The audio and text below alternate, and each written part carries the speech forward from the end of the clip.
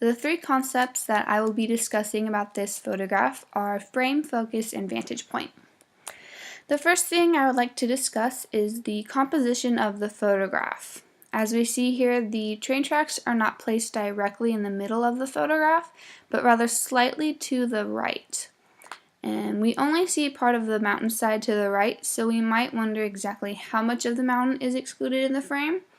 The way that we see it, it would look to be a rather large mountain, but because of the framing the photographer chose, we are left with that excluded information about the photograph.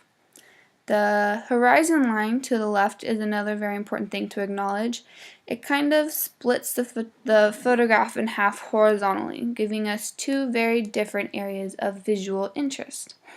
Above we see a very clear and simple sky, and below we see the lake and the train tracks and what looks to be like plants or bushes, and it's showing us very different details about the picture. The focus in this photograph isn't exactly one thing, as everything in the picture is very sharp and clear to see. The three dimensions of depth are in the train tracks, the mountains to the right, and the mountains in the distance to the left. With the train tracks, we get the aspect of perspective, as the tracks look to be decreasing in size as the distance increases. The tracks are not actually getting smaller in size, but the perspective we see makes it look as though they are. The mountain to the right shows how close it is to the subject, and it gives us sort of a middle ground view. The mountains to the left in the distance possibly show how far the train tracks might go, as it looks as though it kind of turns right here towards the middle and goes down. But it gives us a very good aspect of depth, as it's sort of seen as the background of the photo.